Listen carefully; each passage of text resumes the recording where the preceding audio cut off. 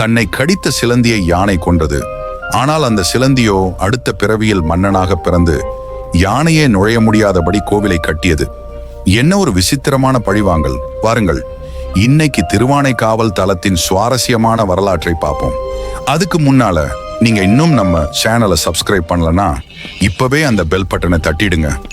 அதோட இந்த வீடியோவை ஸ்கிப் பண்ணாம பாக்குறவங்களுக்கு ஒரு நல்ல செய்தி காத்திருக்கு. திருவானைக்காவல் இங்கே ஜம்புகேஸ்வரர் திருக்கோயிலின் தலவரலாறு மிகவும் சுவாரஸ்யமானது. ஜம்பு அதாவது வெள்ளை நாவல் மரத்தின் அடியில் குடிகொண்டதால் இறைவனுக்கு ஜம்புகேஸ்வரர் என்று பெயர் வந்தது. இக்கோயிலின் இறைவன் ஜம்புகேஸ்வரர் என்றும் இறைவி அகிலாண்டேஸ்வரி என்றும் அழைக்கப்படுகிறார்கள். முன்னொரு காலத்தில் கைலாயத்தில் சிவபெருமானுக்கு தொண்டு செய்து வந்த மால்யவான், புஷ்பதந்தன் என்ற இரு சிவகணங்களுக்கிடையே போட்டி ஏற்பட்டது. இதன் விளைவாக அவர்கள் ஒருவரையொருவர் சபித்துக் கொண்டு பூலோகம் வந்தனர். மால்யவான் சிலந்தியாகவும் புஷ்பதந்தன் யானையாகவும் பிறந்தனர். காவிரி ஆற்றங்கரையில் ஒரு வெண்ணாவல் அதாவது ஜம்பு மரம் அடியில் சிவலிங்கம் ஒன்று இருந்தது. வெயிலின் தாக்கமும் மரத்தின் சருகுகளும் லிங்கத்தின் மீது விழாமல் இருக்க சிலந்தி அந்த லிங்கத்தின் மேல் அழகாக வலை பின்னி பாதுகாத்து வந்தது. யானையானது தினமும் காவிரி ஆற்றில் இருந்து தன் துதிக்கையில் நீர் கொண்டு வந்து லிங்கத்திற்கு அபிஷேகம் செய்யும். அப்போது லிங்கத்தின் மேலிருக்கும் சிலந்தி வலையை குப்பை என நினைத்து அழித்துவிட்டு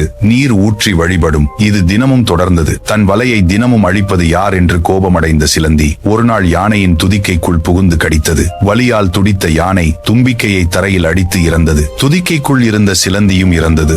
இவர்களின் பக்தியை மெச்சிய சிவபெருமான் இருவருக்கும் மோட்சம் அளித்தார். யானை வழிபட்டதால் இத்தலம் திரு ஆனைக்கா என்று பெயர் பெற்றது. யானையை கொன்ற பாவத்தால் அடுத்த பிறவியில் அந்த சிலந்தி சோழ மன்னனாக பிறந்தது.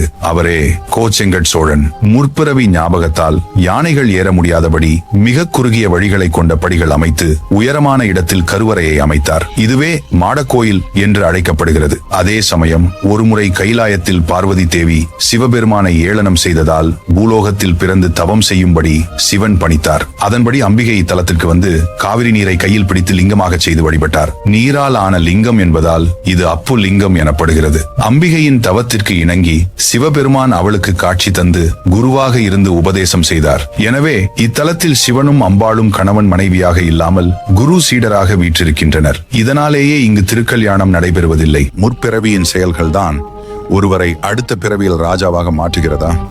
கோச்செங்கட் சோழன் கட்டிய மாடக்கோவிலை நீங்கள் நேரில் பார்த்திருக்கீங்களா? உங்களோட கருத்து என்னன்றத கீழே உள்ள கமெண்ட் பாக்ஸ்ல சொல்லுங்க. இதுபோல் மேலும் பல சுவாரஸ்யமான ஆன்மீக கதைகளை தெரிந்து கொள்ள நம்ம சேனலோட இணைந்திருங்க.